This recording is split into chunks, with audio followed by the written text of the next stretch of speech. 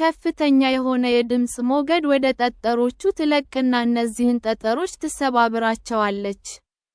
የሪተሮስኮፒ ይህ የቀዶ ጥገና ሕክምና የሚጠቅመው ጠጠሩ ከኩላሊታችን ወጥቶ የሽንት ማስተላለፊያ ቱቦአችን ውስጥ ተሰንቅሮ ከሽንት ጋር አልወጣ ሲል ነው።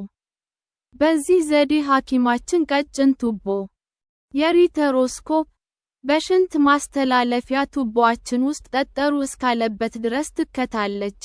ከዚያም ሌላ መሳሪያ በዚህ የሪተሮስኮፕ ቱቦ ውስጥ አስገብታ ጠጠሩን ትሰባብራለች ወይንም ታስወግዳለች። ፐርኩቴኒዩስ ኔፍሮልቶቶሚ ይሄኛው የቀዶ ጥገና ሕክምና ዘዴ ትላልቅ መጠን ያላቸውን የኩላሊት ጠጠሮች ለማስወገድ በጣም ጠቃሚ ነው። በዚህ ዘዴ ሐኪማችን የሆዳችን ጀርባ ወይንም የጎናችን ቆዳ ላይ 1 ሳንቲሜትር ስፋት ያለው ቅድ ትቀድዳለች። ከዚያም ስኮፕ በመጠቀም ጠጠሩን ታስወግድልናለች ማለት ነው። ፕሬቬንሽን በሽታው እንዳይዘን መከላከያ ዘዴ የኩላሊት ጠጠር እንዳለብን ካወቅን የሚከተሉትን ነገሮች ማድረግ ይኖርብናል። በቀን ውስጥ ከ2 ሊትር በላይ ፈሳሽ መውሰድ አለብን።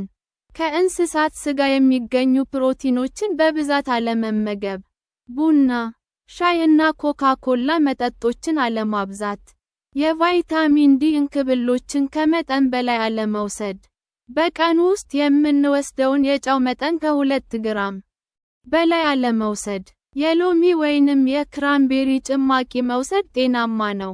ካልሲየም ኦክዛሌት፣ ካልሲየም ኦክሳሌት የሚባለውን ኬሚካል በብዛት የያዙ ምግቦችን በብዛት አለመመገብ። ለምሳሌ ስፒናች፣ ቢትስ እና ቸኮላታ። በቀን ውስጥ የምንወስደውን የስኳር መጠን መቀነስ።